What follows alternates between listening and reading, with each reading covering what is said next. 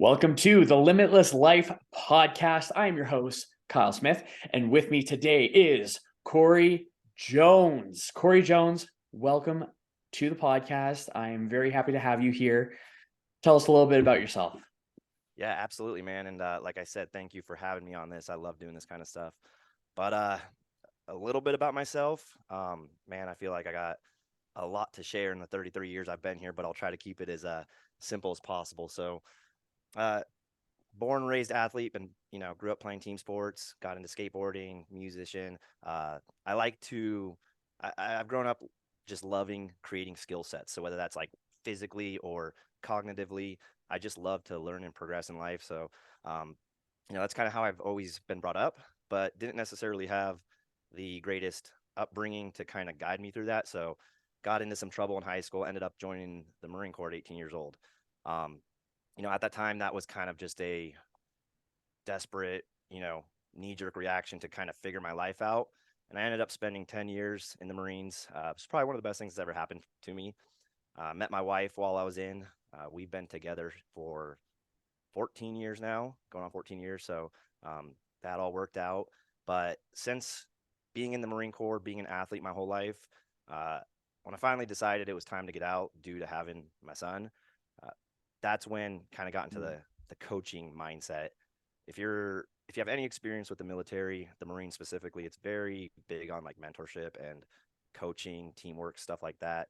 So kind of was ingrained into that from childhood and then into like a professional setting in the Marine Corps. So once we decided to get out, or that I was getting out, that's kind of what my wife and I both decided to do. She was actually working to become a personal trainer. We both got into like the bodybuilding stuff, and since then, that's basically what we've made a career out of, and we got a lot of good business and life experiences since then. So I've been out since 2017. That's when we started our training business. Not sure if you're familiar with a company called Self-Made Training Facility. They're popping up everywhere, but basically, that was kind of like our catalyst into this lifestyle. We both wanted to train. We both wanted to do it for ourselves, but just like any other trainer, we didn't have a fucking clue what we were doing. So we found it. It was pretty cool concept. It's a great concept. It's trainers rent their space there, and you basically get to market yourself as your own business, run your own business, and you just pay a monthly rent. So after the Marine Corps, that's essentially what we started doing, just getting out there, shaking hands, meeting people, looking to be entrepreneurs, looking to be CEOs of our own business one day. And, through that, we learned a lot. Uh, we have 3 kids now. So our whole experience, like getting into the entrepreneurship world, has been pretty challenging. We did it getting out of the corporate world, myself out of the Marines, and just kind of like went full bore into it. But it's also brought us a lot of lessons and a lot of growth from just kind of like jumping into the fire. Um, let's see, we've traveled the world. When my son was 3 years old, we went to Thailand, stayed in Southeast Asia for 3 months, went to 6 different countries. I used to train and fight Muay Thai, so I competed out there. Um, Sick. and then since then, we've kind of tried to create some sort of stability in our life, from moving around, going to different countries, starting up businesses, closing businesses. When we came back from Thailand, we ended up buying the self-made training facility, the one that we had trained out of. So kind of got into like trainer mentorship and helping people run their own business, while still training clients. Wife started up an apparel brand. Um, since then, we've pretty much closed all like brick and mortar, or really anything that requires us to be obligated to like sit down with people and either train sessions with them, show up to work, and went completely online training, right? And that's kind of how we met, was at the IFCA convention. But yeah, it's a lot of experiences in life, a lot of travel, a lot of stopping and going. We're pretty good at cutting ties with everything and just like starting a new journey. So we've done a lot of that, and now here we are in Arizona running a full-time online training business, 3 kids, happily married, and that's about in a nutshell. About a two Sweet. minute life story. Dude, that is actually, honestly, there's a couple of really good parts that I want to pick apart there. Um, so a couple things. So you're willing to leave the Marine Corps for your kiddo, correct? So basically, so how much of a role? So obviously being out there, being in a significantly safer occupation, uh, are your kids still a part of your kind of uh, anchor to keep you going, like for lifestyle, for wellness, for health, stuff like that? Oh yeah, absolutely, man. I mean, the everybody's different, but I think at least upon first having kids, it kind of changes everybody's life purpose. You become less about yourself, more about those who rely on you. But yeah, I mean, I got out of the Marine Corps after 10 years, and I can't tell you how many people have asked, dude, you're already halfway there. Why didn't you just finish? Or like, you just have 10 years until retirement.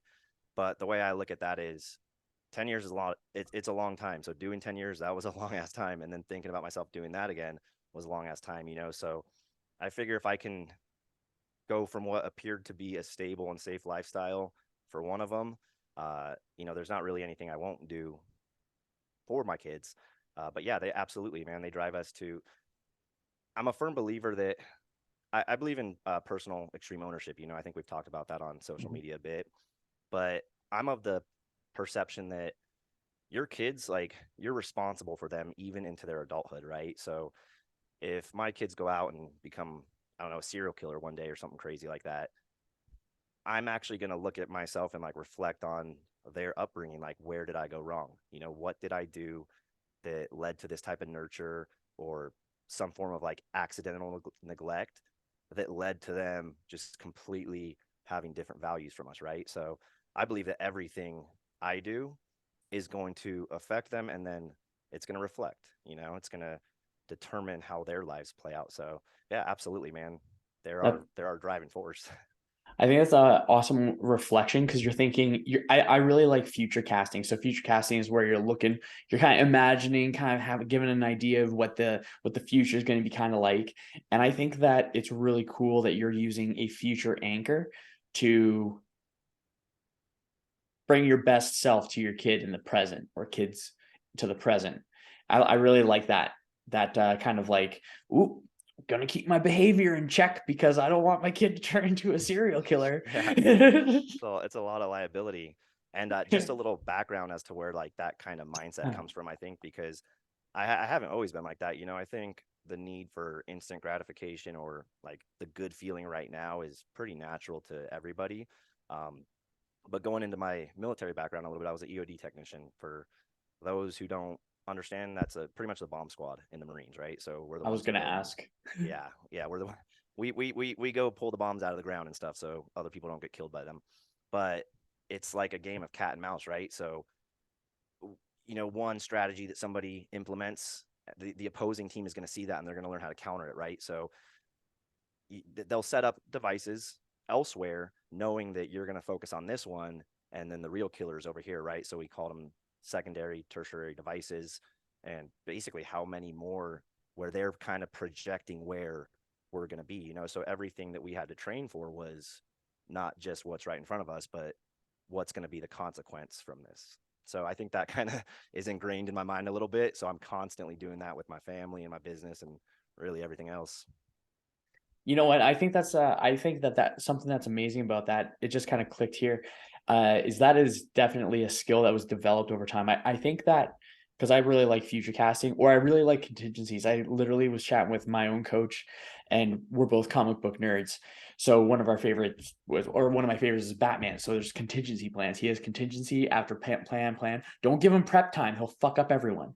So, and so, I really like thinking forward, and I think that that's a skill that can be developed because I think too many folks are paying too much attention to the right now, like how I'm feeling right now, and they're turning an urge into an urgency rather than looking forward into, ooh, okay, so I may be doing this impulsive thing, right, activity now, but if I actually like think about this, like, am I really gonna like how what I say to my clients is how are you gonna feel after a trip? For example, if they go to an all-inclusive and they want to go, they're like, oh, let's go off the rails. I'm like, well, how do you want to feel on the way back? When things really start setting in, how do you want to feel? Do you want to feel like you completely went off the rails? Do you usually feel good when you do that? or do you usually feel a little bit of anxiety, like a hangover anxiety?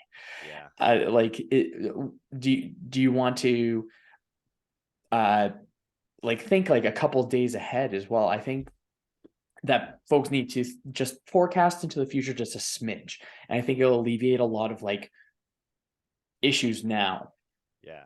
Well, and absolutely, and especially in, the health and fitness realm, it's especially important because I think most people are in it for long-term results, right? Like if you told anybody like, "Hey, I'll get you a six pack in 2 weeks, but you're going to lose it a week later." Most people probably don't want that. They want to look good for the rest of their life or feel good or whatever, right? So, uh, understanding that in our profession is definitely important. And I think as a coach, that's an awesome, you know, tool to use. I try to use something a little similar to that, which is both projecting or forecasting, but also reflecting, right? So Mhm. if a client does something where they go out and binge and drink a bunch on a Saturday night and they feel bad about it, they have some regrets the next day. First of all, I tell them like, hey, don't what's done is done, right? You can't just go back and rewind. You can't go back and fix that. But in the future, maybe reflect back on your past and remind yourself about how you felt, right? You didn't like it, you felt regret, maybe some shame, and you feel much better when you exercise and you eat clean and you stick to your program. Then at the same time, also, forecasting that and saying, hey, I'm feeling like I need this right now, but how is it going to make me feel in the future? And then, especially if you can reflect on your current experiences, you can be like, well, I already know the answer because I've already done this, right? So that little bit of self-reflection, self-awareness is crucial into helping people kind of see the long term, like what the consequences are going to be. But I don't think anybody in this lifestyle just wants quick and done. They might want quick, but they don't want it to be done, right? So we're thinking sustainable, long term, and I think that that's one of the greatest mindsets they can have. But especially as a coach, it's something you got to be able to teach people. Yeah, it's delaying gratification and just practicing patience. Yeah, It's really funny because I think another thing that I like to do with reflection too. Now we're just like going back with forth with, oh, this is something that I use for my coaching clients. Oh, this is something that I use. because that's what's up Uh, now, man. right. So something that I use is or that I use for myself as well is now if I can remember it, of course. But something that I really like doing is nah, it went away. That sucks. But it's okay. If it's important, it'll come on back. But how much has this is a better one. How was it that you kind of overcame like not overcame, but I'm sure when you were retiring from the military, there's a bunch of folks that were really like you said, why don't you just like tough it out for the next 10 years? Like you'll be able to retire, you'll be freaking set. So not so much from a military standpoint, but I feel like a lot of people struggle with uh finding that clarity of what they prioritize. So you prioritize your kiddo, so then you're just like, "Psh, yeah, this is a freaking hard decision, but I think that we are just an accumulation of the regrets that we can live with Yeah, at the end of our time. yeah, Like, and I think that uh how there's too many times where we're just letting um that kind of fear, that anticipation just stop us from progressing into something we know that's better for ourselves.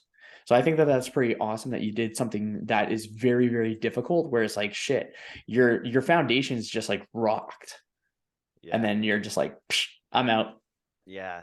Well, I mean, like I said, man, I really try to practice extreme ownership, so the way I see it, and this is kind of what I used to when we had trainers under us in self-made that were renting space from us, but also looking to us to help them run their business. That's what I kind of explained to them. I'm like, look, stability doesn't come from the organization you're with. It doesn't come from, the company or the business. And in fact, I taught this a lot right before the whole coronavirus lockdown happened. There's videos on my Instagram page. If you scroll back far enough, I mean, probably won't find them because they're not titled or anything, but I go into talking about how, you know, I'll use the Marine Corps for example, right? It's very competitive. Sometimes they just close out your MOS, which is your job description, meaning nobody even gets looked at for promotion for 2 years, 3 years sometimes. and then say they open it up after they've been recruiting a bunch of people and they've got like 6 spots left or open for a rank, but there's like 250 people competing for it, right? If you don't hit rank by a certain point in your career, you get the boot, right? Okay. Also, if you get any type of, you know, violation of a drug policy, so if you smoke marijuana and pop for a drug test, cocaine, like anything that normal people do and all they have to worry about is the next day, your career is done. You get busted down in rank, meaning they take some of your pay, they lock you in the barracks for a little bit so you can only go like to and from work. There's a lot of consequences that come from it, but ultimately, it kind of just ruins your chances of staying in the Marine Corps to hit that, you know, that 20 years that everybody wants to hit. So if you look at that example, you can say, well, is it the Marine Corps that's stable? Because if you ask me, if it's so hard to stay in the Marine Corps, it's actually very unstable. Your actions and the value you provide as a Marine, the, you know, the integrity that you have, the conduct is going to better your chances of staying in if they need you. And if they decide they don't need that many people in your job anymore, you're still gone, right? So it's not necessarily to me the organization or what you're, if we're depending on something, to me that's not stability at all, because Mhm. you're disposable. Same thing with a corporation. Like a lot of people would come to us and they would want to go work at a corporate job as a trainer, 24-hour fitness, this, that, whatever. Like any, you know, you name it, any gym that gives you a steady paycheck and gives you some benefits during the lockdown. I can't tell you how many trainers we recruited at that time because we stayed open. I'm like, see, this is what happens when you work for yourself. Yeah, it might be a little scary having to provide that foundation for yourself, but you still have to provide that foundation within whatever organization you're in. Otherwise, you're not going to provide the value that they need and they can just get rid of you anyways. So is the stability really within the businesses or is it within us? And that's kind of my viewpoint on it, you know? I totally agree with you on that one. I think of it like whatever we depend on makes the rules. Yeah. So if we're depending on something external for stability, like job or whatever, then that entity is always going to make the rules. But if we can depend on ourselves, then we make the rules. Yeah. It's just tough for folks to depend on themselves, I find.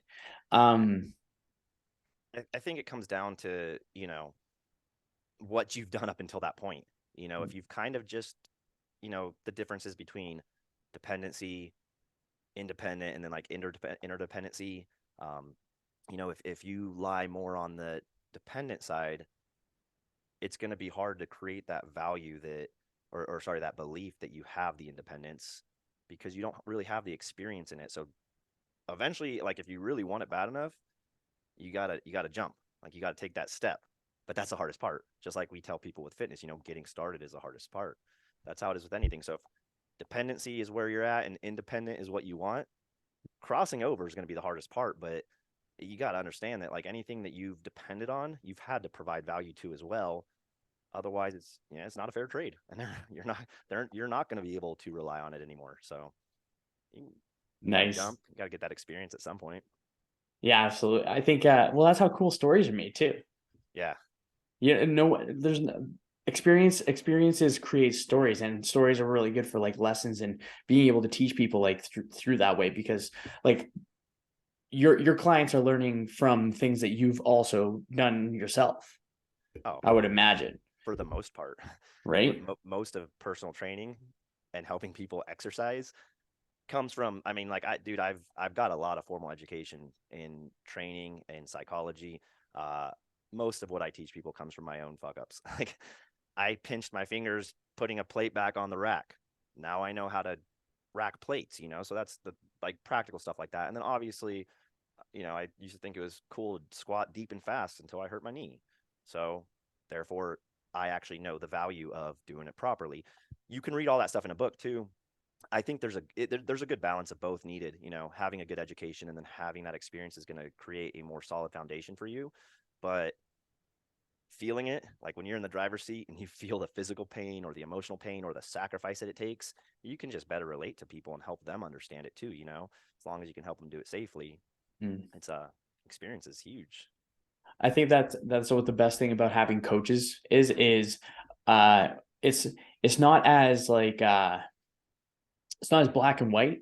It's not just like a textbook, you know. Mm-hmm. I think that's a great thing about coaches is being able to learn all the mistakes that everyone else has already done, you Yeah, know? And it's funny thinking about that where it's just like, oh yeah, so gonna get a coach for this, and each of those are just different elements, and each of those elements can be so different because of the experience of the people. And I think that knowledge, like knowledge should flow through people. So what you experience, what you learn should be flown through you and with that experience. Same with myself and same with other coaches. And I think I think when uh I think when people take more like extreme ownership, because I love extreme ownership. Like I love the book. yeah, I love the just everything about it is just a great, I guess it would be a philosophy. Yeah, it would be a philosophy yeah. because it's just a way of being able to manage life. But I think, say again, sorry. It's like perspective, perspective on the situations and how you handle them. Totally. And it's pretty crazy just being able to, honestly, this is the craziest thing that I think about it is that people will actually think, wow, you actually have something important to say. Like there's sometimes when I say something, I'm like, this is my experience. I'm not sure if it'll help you out. But then I share it and they're just like, wow, that was the right lesson at the right time Oh yeah, from the right delivery. Cause I find that we can hear the same thing like 9 different times, but we just need the right person, place, set, and setting, and the right delivery. And then it's just like our brains explode because oh it's just like, shit, I didn't even think of that. yeah. And it's funny too because a lot of times it's some of the most simple stuff. It's like it might seem trivial to us and might not seem like a big deal, but maybe it's just because it's happened so many times in our lives. And like I said, earlier, like you're in the driver's seat, you're feeling it, and I think that's probably a important role is getting that connection and trying to convey it in a way that they can actually feel it and understand it as opposed to just being like, yeah, you're regurgitating the same shit that the last person said. And that's probably a good way to make it click is empathizing. Hey, that transparency, right? That's why we always talk about transparency, or like at the convention we were at talking about transparency because it gets people to kind of feel your experiences as opposed to just hearing like, hey, eat cleaner and do a little bit more and you'll lose weight. Well, no shit, but like let me explain to you like how that felt and how long it took me to understand it from trying this diet and doing this and that, and this is when it finally clicked, and it's like those golden nuggets that finally click for somebody. They're like, okay, I think I'm willing to give that a try. Yeah. But it just took him like 5 months to get to that moment. Yeah, But you know what? Honestly, it's not. It doesn't even. Something I think is really interesting is I say 5 months to get to that moment as if it was like something bad. But I think when people eventually just get to the point where they're just like, yeah, okay, I'm finally starting this. I think at any point in time that can happen. Um, what's the oldest you've ever coached for people? the oldest like in age, Yeah, um, I'd say probably like 62 or 63. pretty sweet. I have one. I think she's 65 ish. And she's a machine. I actually coached her for powerlifting meets. She started working with me because she was wanted to do powerlifting meets, and she Nice. didn't start lifting until she was in her like 50s, basically. Yeah, like late 50s. And then Okay. she started training with another coach, and then she wanted to do a powerlifting meet, so she started working with me, and she's still trucking. She's going. So I was just kind of thinking that where it's I don't think that there's any point in time where someone should never actually make the choice to at least pursue health. Yeah. I think that's I- really important. Yeah. Health and both physical and mental health, just like personal growth in general. Um, I think it's probably harder once you get to a certain age, and uh, a lot of times people will be in their 40s and they'll look back and be like, man, why didn't I start that in my 30s? Or, in their 50s, why didn't I start that in my 40s? But at the end of the day, time is relative. If you start, it is never a bad day to start. And the cool thing is you see improvements and progress going forward. A couple years later, you'll be a different person. So, no, absolutely, man. And that's one thing I try to get a lot across to a lot of people. So, like mainly when I speak to people online and whatnot, I'm speaking to people who want the help, who like they desire the change because they're going to be the ones who are going to actually work for the change. But sometimes I do try to teach the value of investing in yourself, whether it be physically, mentally, or both, and they kind of go hand in hand. If you start working on your physical strength, guess what? You're going to build confidence. That's a mental strength right there. You start working on your presence and your clarity in your head, and that's going to make things like routine and showing up to the gym a little bit easier because you're not overwhelmed. And once you start focusing on all that stuff, one, the other, or both combined, like it doesn't just make you big and strong or look sexy. Like that makes you a better performer in just about anything, right? In your relationship, in your business, education. When you're confident, when you have clarity, um, self belief, strength, like you're active, you have good energy, you're going to be a better employee for whoever you're working for. You're going to be a better parent. That's the one I get that I relate to a lot because I can't tell you how many people like will use their kids as an excuse or say that they're old so they can't go run around their kids and whatnot. It's like, dude, you should be showing them how it's done, man. Like you got a lot of life to live. You're in your 30s. You ain't old yet. But it translates into everything. When you start from within, when you start with yourself, it allows you to provide better of whatever it is you're doing, your skill sets, your love, your compassion. It allows you to provide a better version of that to anything that you're giving it to. Mhm. You mentioned earlier that you have a little bit of psychology in your background. Did you go to like study it for like a little bit, or just really interested in it? And how do you tie it in to coaching if you do?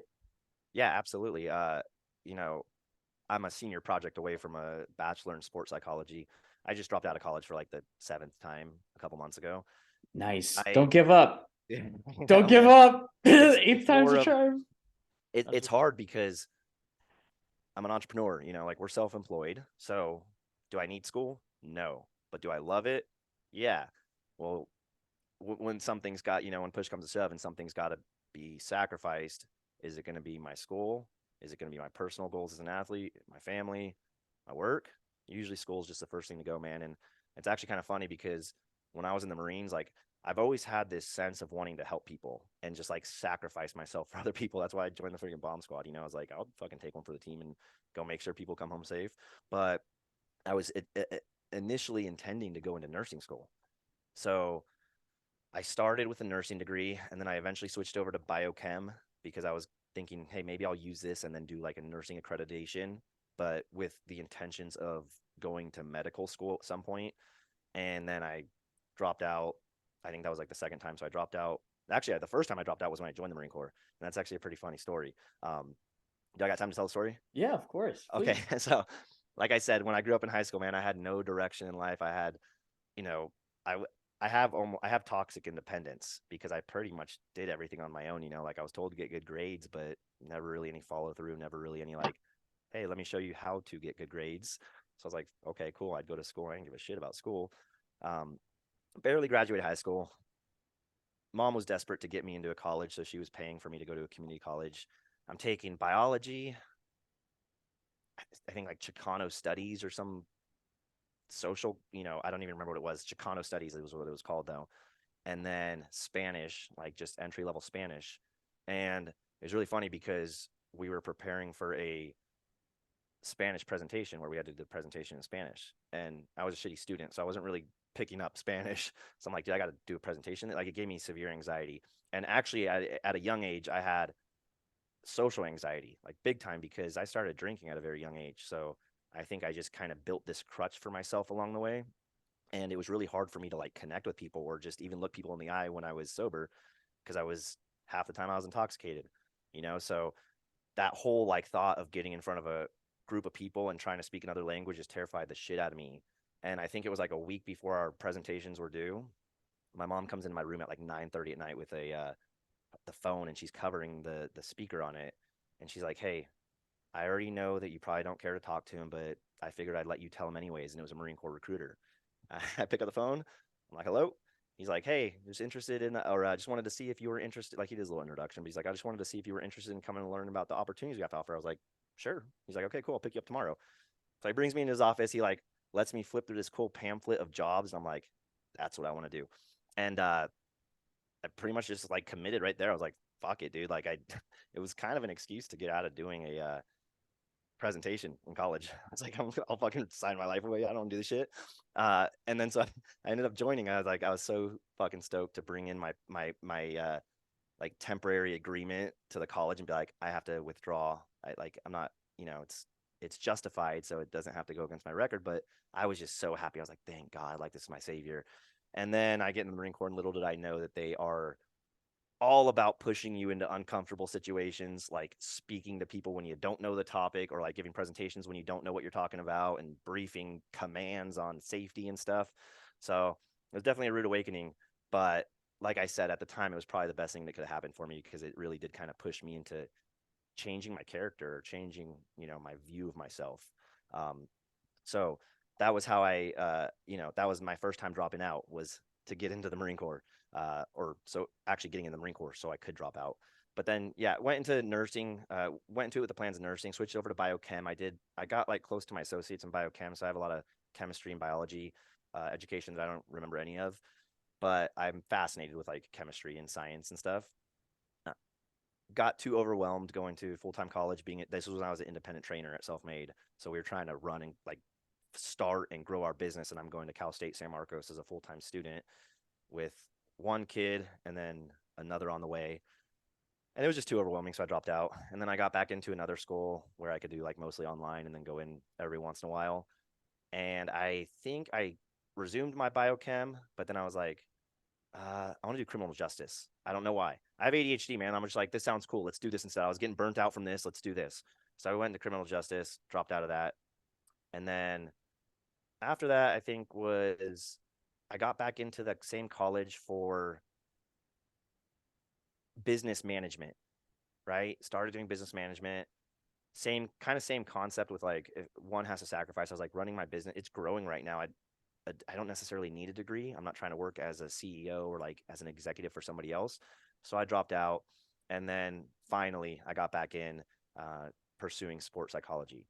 So I have a lot of credits in random shit, and a lot of years like spent in college with 0 degrees. And like I said, I'm a senior project away from getting my first psychology degree, but I'm going to do it. And in fact, I like long term, I would love to be a PhD in psychology. But anyway, sorry, I can talk forever. Getting Oh back no, to your that's all good, question man. about how I tie it into coaching, like if you follow me long enough, you'll hear it once or probably 1,000 times. The biology and like the kinesthetics behind getting in shape is very important, but in my opinion, without the psychology, none of that matters. And what I mean by that is, what's the first step we learn in the personal trainer curriculum? Behavior change, right?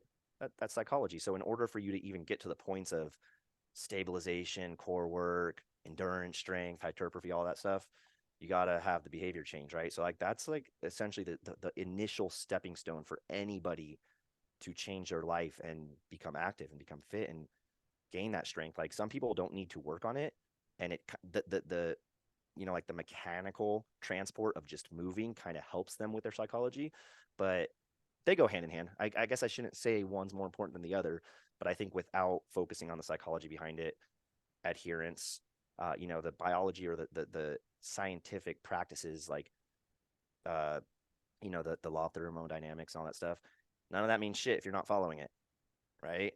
So I tell my clients this too when they sign up with us. They're like asking about the exercises and this and that. I'm like, look, I just want you to stick to the plan for a little bit. I can give you you can go on bodybuilding. You don't even need me. Go on bodybuilding.com and find the best fucking workout from Lane Norton and do it for free, and you'll get jacked and shredded. There's a meal plan on there also. But the fact of the matter is, most people need help with that behavior change, and with the adherence, and with the self-belief, the confidence, visualization, body image issues, stuff like that, where it's a lot of perception change. You focus on up here, where the mind goes, the body follows. So absolutely huge on psychology. I think it's, maybe a little biased, but I think it's important. Unless my opinion is also biased, which honestly it is a little bit biased in this case. So whatever. But I think it's like, because I like to think of the way I approach my program is a little bit of psychology, a little bit of philosophy, and then physical. Yeah. It's just the body. And I think like I like to think that when we can master the mind, the body will follow. Yep. Exactly. And I think that it's so important to emphasize those behaviors that are contributing, like helping us rather than harming us to get to where we want to go. So what are some of the tactics that you've used in the past to be able to get your clients kind of anchored to be able to get create the to make progress, to be successful? For like that perspective to Yeah, and if you honestly, because there could be a lot of things. Like I imagine like some people just need some visualization. Some people just need clarity. I think clarity is probably a huge one. Does so, oh, but absolutely. yeah, where would you go with that one? Where would you start with a client? Yeah, so I mean, obviously, it really depends on the client. Like I said, some need nothing but behavior change, and then some just need the direction. It really comes down to the individual. When we're doing our onboarding or our interviews with people, I do like to use visuals. Uh, I'll show them, like, we have these cool little graphs on our training app that shows, I can break down something simple as breaking down a compliance chart to show how somebody stuck to their program 85% of their exercises, and then their calorie balance has at least a 250 to a 500 deficit consistently, and then their weight is gradually going down. It's three charts right there, right? And then I can show them, hey, look, this person's going balls to the wall. They're burning 4,500 calories a day. They're only eating 1,400, and it's like this great thing. And it's switch, a complete flip flop, and then they no longer are logging into their app at all. So stuff like that kind of puts it into perspective, but it really, really, really depends on the person. So one of the things that we focus on the most is just setting clear expectations right when we start with somebody. So I really analyze like their onboarding paperwork. We ask them a lot of questions, but we're really trying to get to their why. Like, why are they trying to do this? And if their main goal is like, I want to lose 30 pounds in the next 12 weeks, I'm like, okay, so I need to kind of dig with this person. Like, why is it so important? Why is there a deadline?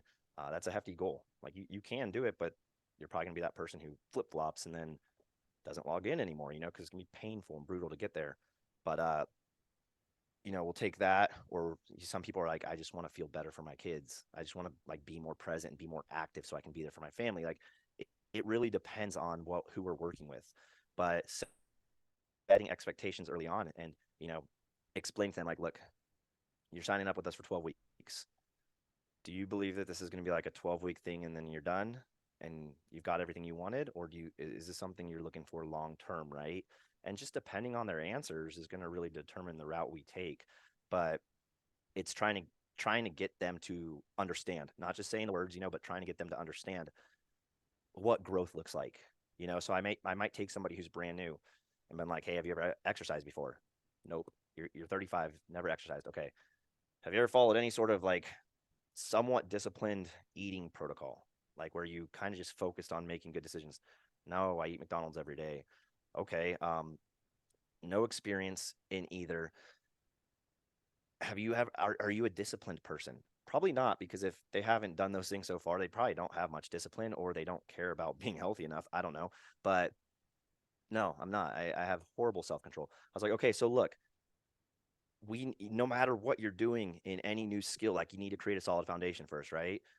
So your foundation right now, what's going to determine your success at the end of this 12 weeks is not the scale. Like, granted, if you stick to the program, that should move, but I want to see you show up for yourself for 12 weeks. That'll be the win, right? And some people get that, and some people are like, yes, I just want routine in my life. Like, I need that. And then, there's some people that are just really hard to get to because they're like, no, I really need to lose that 30 pounds. And, I don't want to say people are a lost cause, because I think if you say the right thing, like you said, that you're just the person who says the right thing, um, it'll click, and that they'll get into that perspective, and they'll start to value the things that they may not have been looking for in the beginning. But there are some people that maybe I'm not the right person to connect to.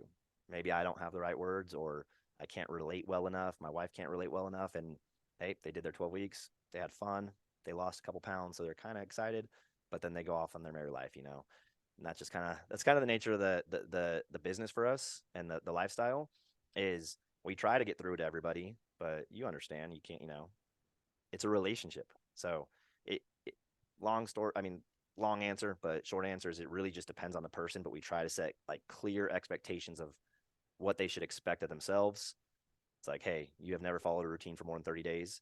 So if you make it 2 weeks, fuck up, and then get back on track for 2 weeks, that's a win, right? Don't expect to be perfect for 30 days because you've never done this for 30 days. So setting clear, realistic, and manageable expectations from the beginning on themselves, and then also what they should be receiving from us.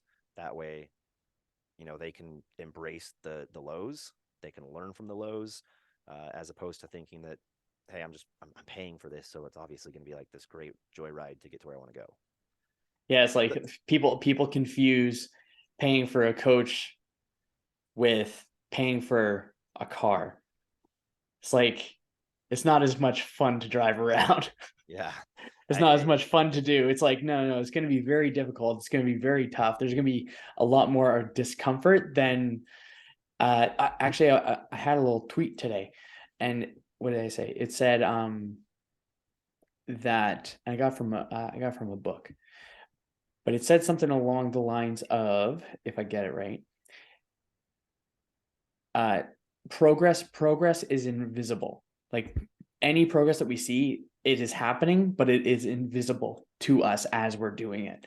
It's not until we actually get to a point where it's like, whoa, oh my gosh, like I actually just noticed things. Like maybe it's just walking by and you're just like, shit, oh, Yeah. check out that.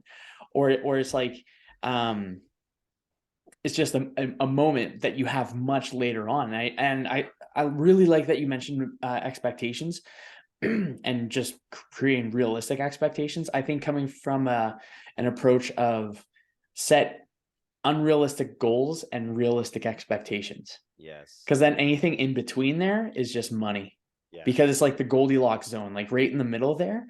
That's where the sweet spot is, where you're going to be like, yes, because you're not going to beat yourself up because you got manageable expectations, and Yeah. those manageable expectations are just going to decrease so much pain and so much stress and so much discomfort, because then you're thinking, oh, you know what, I only got to go for a walk.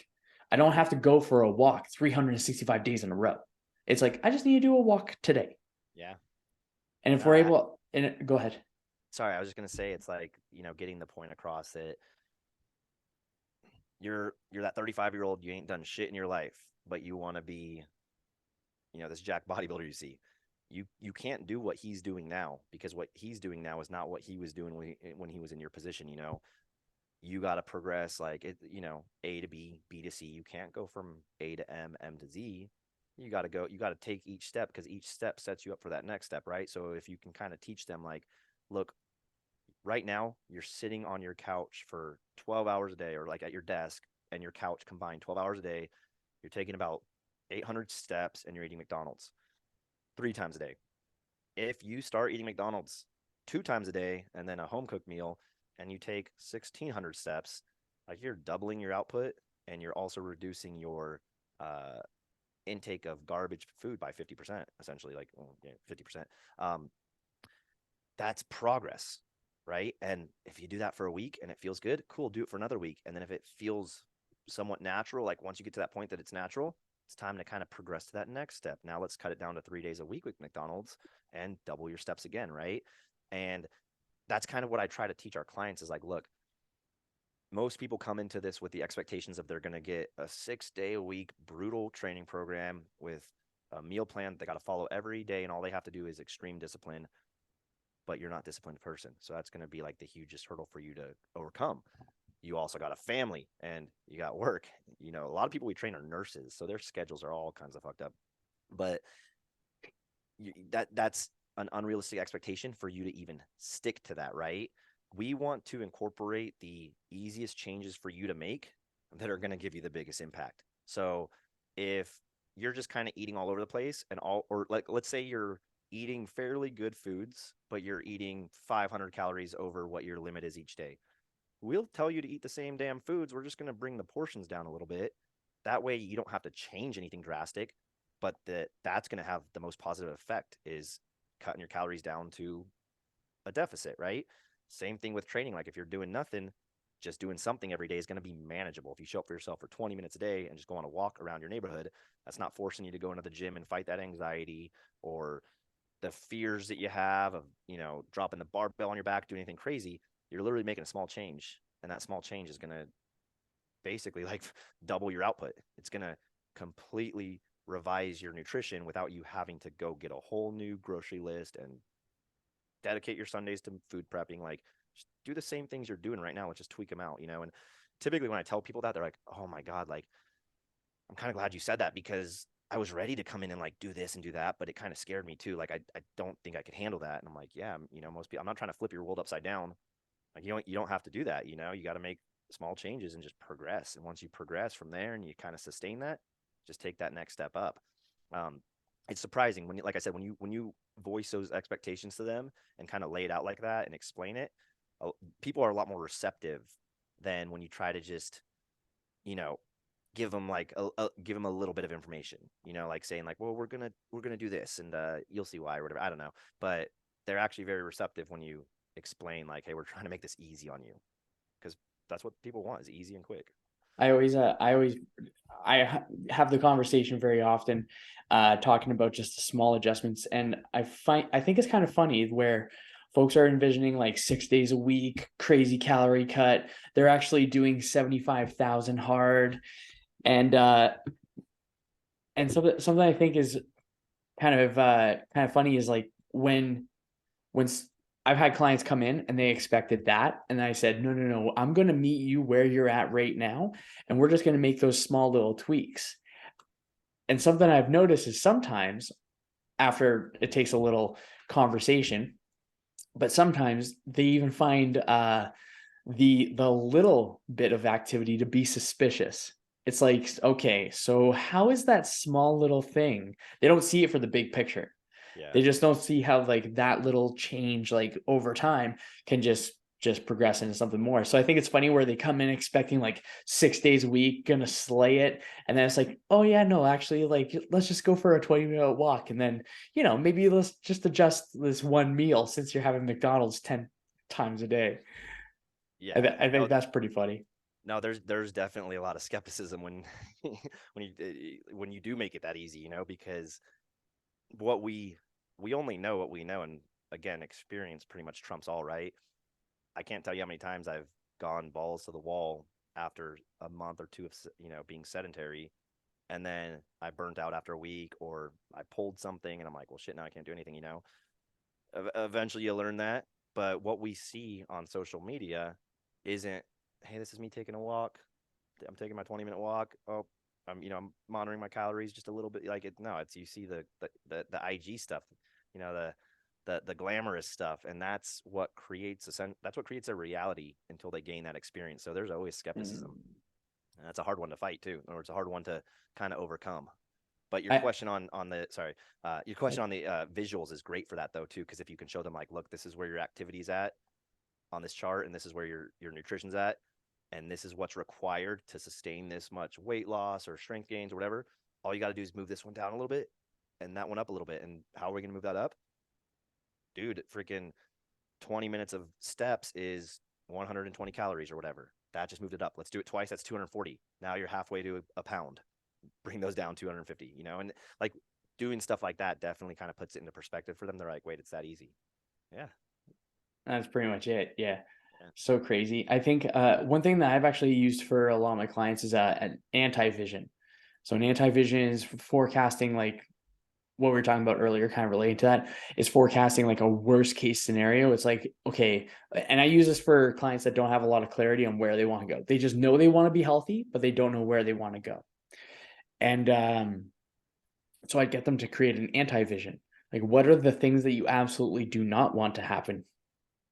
And something that's been really cool that I found with that is it's created um it had like a really big perception shift Mm-hmm. in understanding, oh shit, okay, I don't want to go there, and then I get to follow it up with, okay, what are the opposite behaviors? Like what are the things that are not, or that are going to go in the other direction? And I've said it once before with a client, and it was a couple days after we kind of did this exercise. It was like, okay, create the anti-vision. I got him to read it to me while on the phone, and it was pretty dark. It was pretty good.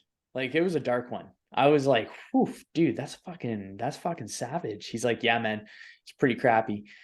But so he went into it pretty good, and I messaged him about The next day, how did things go? Are you fixing anything up? And haven't heard from him. And then the next day happened again, or I shot him a message. I'm like, hey man, any updates? How are things going? No response. And I was thinking in my head, I'm like, shit. I really hope that he's implementing what we talked about, because I don't want to say to him, and this will be my go-to, is shit, that anti-vision's coming a little bit quicker than I anticipated. And I think that has like the, oh, ooh, okay, I see. Yeah, maybe that is like a thing that I should probably focus on, because I actually don't want that to happen. And I guess I'm on that trajectory. So I think future casting and visualization, and just, I think clarity and understanding probably where people don't want to go is, in my opinion, more important than understanding where we do want to go. Dude, no, absolutely. And to be honest, I've never used that kind of strategy with getting my clients to see the bigger picture, or to, you know, understand what's important to focus on and what isn't. A lot of times people want to get super specific with their training. It's like, dude, you want more energy and you want to feel a little bit better. Don't go burning all your energy by going RPE 10 on every workout. That's going to worsen your energy. You're going to be exhausted. Uh, but to be able to understand that, like, what they want out of it, you said it perfectly. It's I don't think it's just more important to fo- focus on what they don't want or what they want to avoid, but I think at the same time, a lot of times they don't even know what they want, but they know what they don't want. You know what I'm saying? Like, people are like, I don't want to continue gaining weight. I don't want to get bigger. I don't want to feel more tired. I don't want disease. I don't want to get sick or diabetes, or like, you name it. There's probably something. Usually when people aren't intrinsically motivated to do it, there's a fear of something that's pushing them into doing it. So I think focusing on that is actually an ingenious idea that I've never even Oh, implemented. I Thank actually, you. no worries. I'll tell you mine. I actually, so I'll share mine, and it's like I visualize it like often, and I don't know where I got the anti-vision idea from, but I was like, you know what? I'm gonna try it. So if you try it, dude, like, be careful, because it can get some pretty freaking dark shit in there. Oh, But for me, mine was actually inspired by a client of mine. We were training, and he was talking about a friend who like, he was just older, and he collapsed in the bathroom after a movie. So that was the foundation. I'm like, oh shit, okay, that's freaking something. So I went for a walk, and I was kind of pondering it, and I don't know what it is, but I'm really paranoid of unhealthy knees, like my knees just like exploding or something. yeah. Like, it's just like, that is one thing. Like, knees over toes guy, I'm like, oh my gosh, I'm gonna freaking do some of his stuff, because I just want to make sure that I don't fall apart.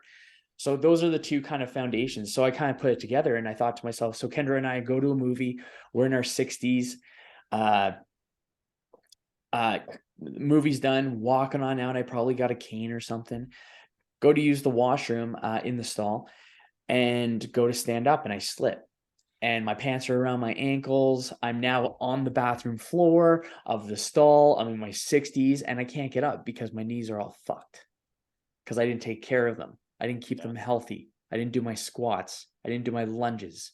I didn't do my exercises.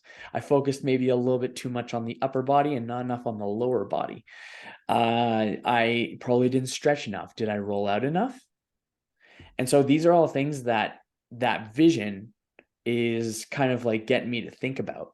It's like, oh my gosh, collagen. Should I make some bone broth so I have more collagen, so I have healthier bones and ligaments and tendons and muscles, and anything that I'm really thinking of. And so that's my anti-vision. And then I don't want to have the embarrassment, and I feel it. Like, I feel it. I feel gross. I feel gross when I think about it. And it's very encouraging. It's like, whew, okay, let's do the opposite then. But I feel it. I'm like, it would be just so shitty being on the stall, not able to get up because of a preventative thing, like, to the best of my ability, Yeah. and then having some young whippersnappers come in being like, oh shit, old man, there was like this old lady that was like crying, being like, he fell on the stall. And then these guys have to pick me up while my pants are around my ankles. Like that's how vivid my anti-vision is. And that's my anchor for health. Because Yeah, I find that most people at some point we start with a running to or a pleasurable goal. You want to have the six pack, you want to look healthy, you want to feel healthy, you want to have that mental clarity, you want to look at yourself in the mirror and feel proud, you want to know that you're confident, you're competent, you know that you can keep your promises, you know that you can show up. But then over time, I find that a pain I call it, yeah, like it's a painful goal is much more powerful when we get past the point of pleasure. So if we already got the thing, then what's the next step? And I truly believe that it's pain avoidance rather than running towards pleasure to a certain point. It's absolutely. like an evolution.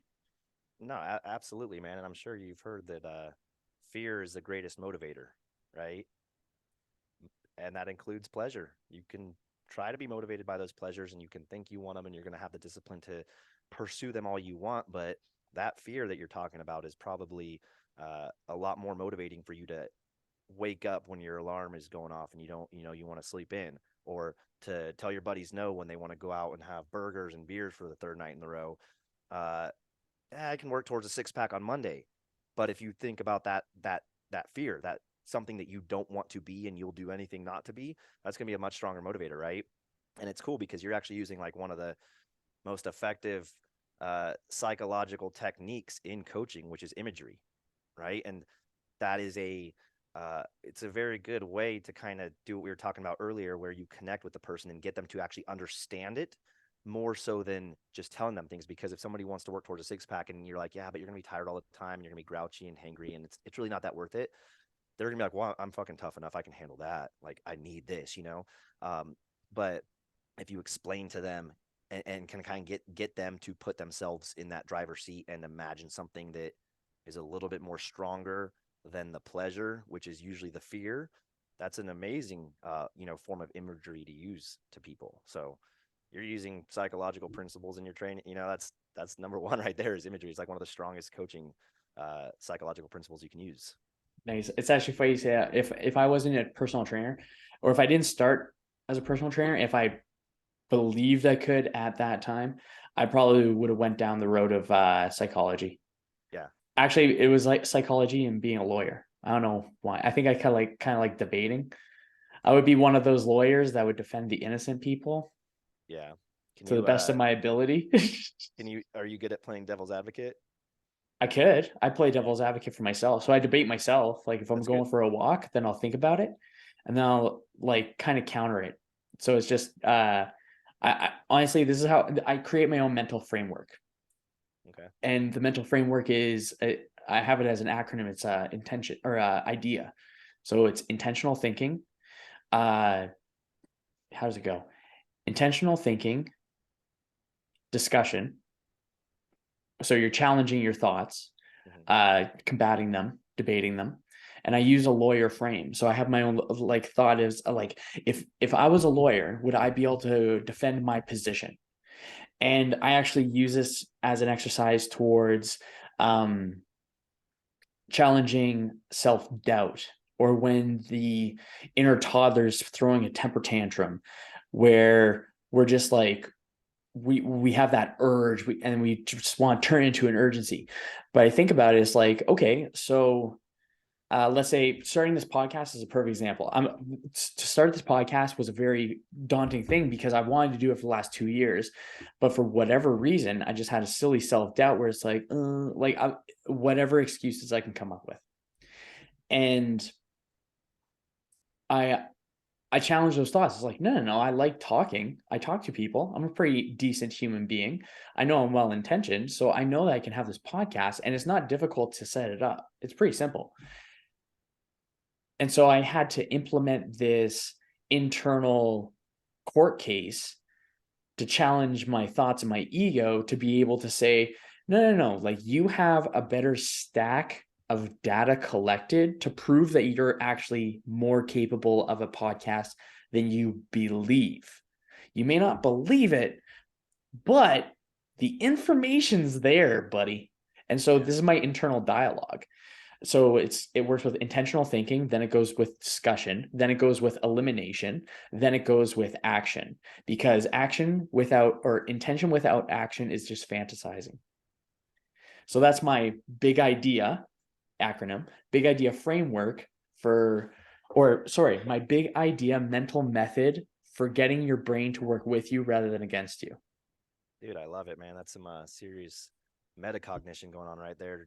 And that's a powerful tool, to be able to sit back and reflect on your thoughts, because, you know, most people they'll have their thought, and there's rational thoughts and irrational thoughts, right?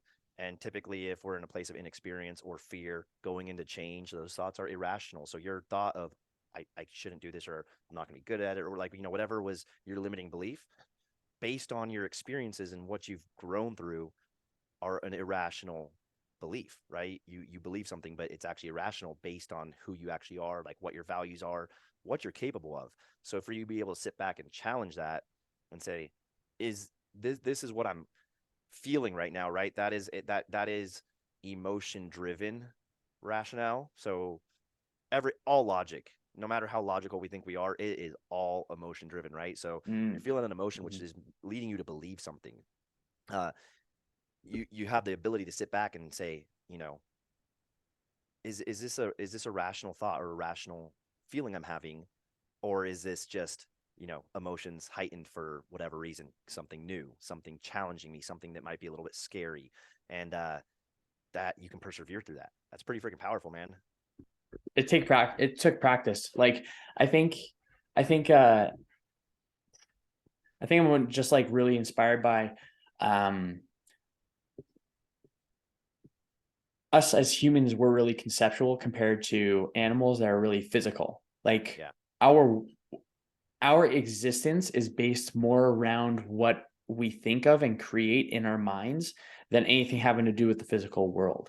Like for the most part, the only reason that we have the reason, and I'm looking at a road right now, the reason we know logically that we can just go straight across a road, but we have lines as rules and we treat them as if they're force fields.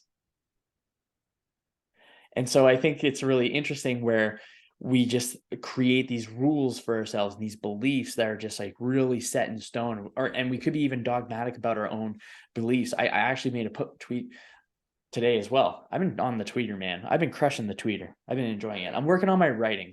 This is a new scary venture I'm going into. I'm going to be working on my writing because I think that it will help me with a lot more, just everything. I think it's going to be very useful.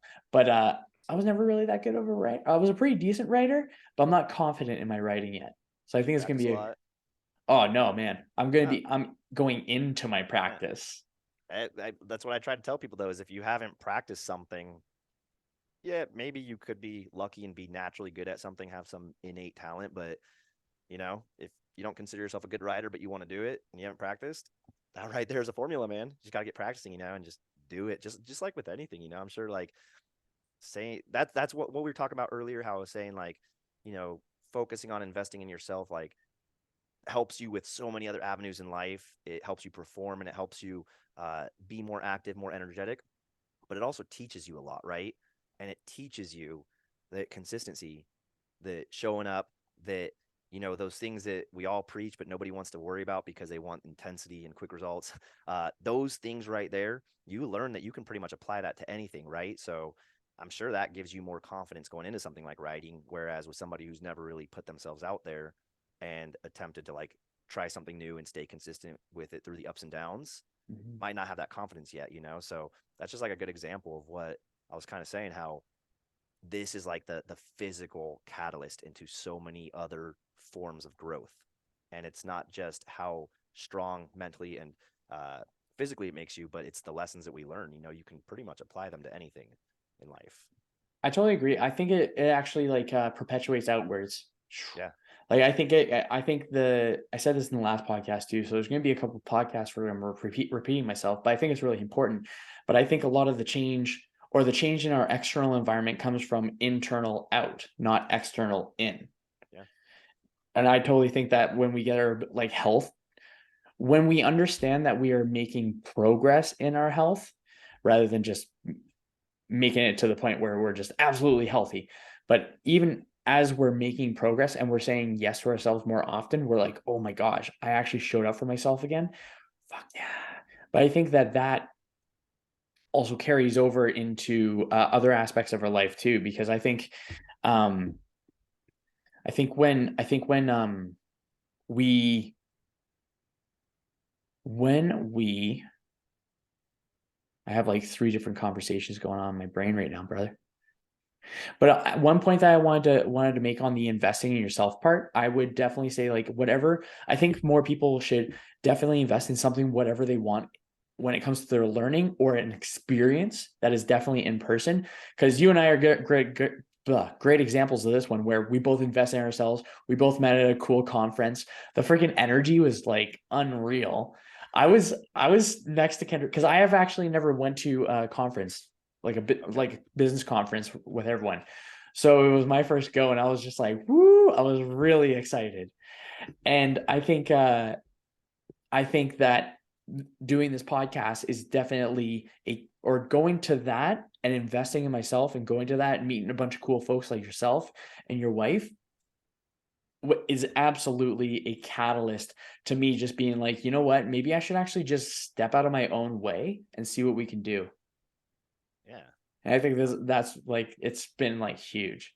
Absolutely, dude. And this isn't to say that like you should look at me and think this, or that I'm going to look at you and think this, but like when you take that conference as a whole, all the different walks of life that were there, and you know, you consider like just look around and you see that not everybody's a professional bodybuilder, not everybody is Lane Norton. You know, there's people who are probably there for their first time and are terrified, and there's people who probably just eat that shit for breakfast, you know, and they love to do it. Uh, but you consider all those people, and this is kind of like what I would teach trainers when we were mentoring trainers in person was, or not necessarily teach our trainers, but people who were trying to come on board, but they couldn't get over that fear of the lack of stability or the self-limiting beliefs. And they'd be like, well, I just don't know if I'm going to be able to get clients or this or that. I'm like, dude, look, this isn't to say anything bad about people. I try to be very non-judgmental just based on everything I've done in my life. Like I've done bad things, you know, like I've had a lot of fuck ups. In fact, I think most of the things that people look at me and may respect right now are a result of me really sucking at something or making a poor decision and being like, I want to improve that. Like that sucks to feel that way. I want to improve that, right? So by no means am I judging anybody when I say this, but go into a 24-hour fitness, right? And just look at the trainers. And then ask yourself like what's so special about them that they can do this for a living, but I don't think that I can do it, right? Is it that they're all these massive jacked Abercrombie models, or they look like regular people who are fucking helping others, you know? And that's what people want. So you put yourself in that situation, and it's enlightening because you're like, dude, all these people are just like me. Like they're just hungry trainers. They want to make a change in people's lives. They're, you know, especially like when people would get the microphone and they would talk about like what they were currently doing and what their life was. Like a lot of them were literally making a jump from like stay at home mom, you know, or you name it. There was so many different walks of life there that I don't want to say there was nothing special about them. Everything about them was special. But in terms of like, what does this natural special superpower ability this person has that I don't? Nothing. They fucking showed up, you know, and you learn that. You learn that from seeing it and experiencing it yourself. So yeah, dude, that's huge, man. You put yourself out there and sink or swim. There's a good chance that not many people are just gonna give up and, you know, drown. So Yeah, it's you're gonna pretty fucking swim. sweet. You're gonna swim. I'm gonna do my best, man. I'm gonna do my best. Yeah, dude. Uh, That's awesome. Sweet. So I think that you probably now have the record for the longest podcast, hour and 42-ish minutes. So my friend, for date night, because it's gonna be date night, so I'm gonna let you on your way. But I do have two questions for you. Let's hear it. I got two questions that I'm ending my podcast with. First one kind of ties into the anti-vision thing we were talking about. Or no, this is the good thing. This is the good vision thing. But you're on your deathbed. No content of yours exists. Anything you've recorded is gone. And your friends, your family are around you. The people that you care about the most are around you. obviously you've lived a very long, prosperous life. You have nothing but awesome experiences. Um, what is one lesson you want to pass on? Well, I would say honestly, just be present in the moment, and that's kind of something that I'm like we talked about. There, all these, mindset skills and whatnot, you can practice them. So that's something I'm actually practicing right now because we all combat stress and anxiety and sometimes depression, so much capacity in our minds, or so little capacity in our minds, really, but so much sensory input, so much demand from, anytime you're scrolling social media, anytime you're watching the news, like it's demanding your attention, right? And I've learned that why am I trying to be in all these other realities right now when I have a beautiful family in front of me, So I try to disconnect from that. And like, if my kids are throwing a tantrum on the floor, but it's their time, that shit don't bother me anymore. If they're constantly tugging at my arm, I'm not upset because they're distracting me from this conversation I'm trying to have with somebody 3,000 miles away. It's like one of the best quotes I've ever heard is be where your feet are, and I think that is the key to a lot of our problems is we're all to some degree kind of living in an alternate reality.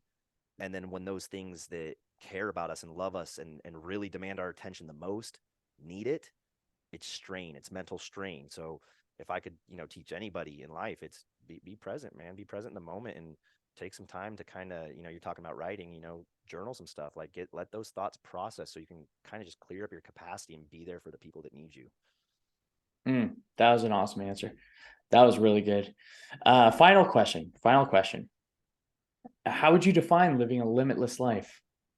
Um, that all starts up here. Obviously, I think we are our I mean, we've all heard it, we're our own worst enemy. So I think doing anything for reasons of stability or some sort of fear that's preventing us from at least fucking around and finding out, like at least giving something a go is the only, that's kind of like the only really limitations we have on ourselves. And something I like to tell people is there are men in prison right now that are more free than people living in mansions in Laguna Beach or people in the media, celebrities, right? There are people who are more free locked in a 6x6 cell than people out here who have all these supposed freedoms, but we're limiting ourselves, right? We're limiting ourselves through not being present, through being glued to our phone, like whatever the case may be. Wes Watson, I don't know if you follow him at all. Watson Fit, perfect example, man. He went to prison and got motherfucking stronger. He became somewhat of an icon because he was there, probably relating to my first answer. He was present with himself. He didn't have outside life distractions. He didn't have things that were taking him away from what the only things he could focus on, which were right in front of him. So that to me is, they kind of go hand in hand, is not being present with yourself, not putting limiting beliefs or limits on yourself and essentially imprisoning yourself. I always like to say too is like don't be a slave to anything, and this can be big or small. Like one of my big things that people think I'm wild for is I exercise, I run, I refuse to wear headphones or like listen to music when I'm doing anything because I'm like, dude, it's a distraction, but it becomes a dependency, right? So you ever gone to the gym and you didn't have your headphones, you're like, fuck, and it just like gives you anxiety right out the gate. Like I can't get a good workout in, right? That to me is slavery. Like you're a slave to that outside stimulus. So I do everything without it, and I learn to just love everything with what I have, what I have, what I can control. I can't control if my headphones die halfway through the workout. Um, that to me is limitless. Is you just being in control of fucking everything. Love it. Absolutely All right, love man. it. Glad I could give you some good Absolutely love answers. it. No, it was fantastic. Well, Mr. Corey Jones, where can people find you? Instagram, Coach Corey Jones. Twitter, I think it's the same thing. I don't really know though because I don't use Twitter other than to make tweets and share them on my Instagram page. Um, yeah, Instagram. But like I talked about being more present, you're probably not going to have an easy time finding me or at least connecting with me as you would a couple weeks ago. But now uh, I love to talk. I could chat with you for freaking hours, man. This is cool. But yeah, Yeah, I'm on the same. Don't worry, we'll do another one at some point again. It'll be all good. right. Maybe next time it'll just be actually in person. You know what? Actually, I kind of have a cool idea. Maybe next time, if Kendra and I end up going to the convention this year, we'll just wander on over to your place and we'll just set up, and I'll have an in-person thing, hopefully. Dude, we got a little apartment type deal inside our house. You guys got a place to stay and a recording studio we can do it in. I'm down. Awesome. Nice. Well, sir, thank you very much for being on this podcast. I appreciate you a ton. I think you're a fantastic person. You're well intentioned. I believe that you and your wife, you have big hearts. You both care very, very much. And that's one reason why I wanted to have you on the podcast, because I want more people to be able to experience more well intentioned, like, by at least by my definitions, good people, good quality people, because I think that there's too many folks that are just paying too much attention to the shitty people. And the more shitty things that we put our, like what you were talking about being present, we're putting too much shitty content in front of our faces. And I think that that's just going to make that just makes things worse if we're falling into a rabbit hole. And I think connecting with people that have passion, that want progress, that want joy, that want to live healthy and fulfilling lives, I think that they're people that are going to do amazing. And you are one of those people. So, in saying that, if you are checking this podcast out on the YouTube, be sure to like, subscribe, comment your favorite takeaway. And if you are listening to this on a podcast app, be sure to be sure to subscribe. And what else do you do on that one? Leave a 5-star review. Let me know what you think. And outside of that, I hope you have an amazing day, and I hope your day treats you as good as you look.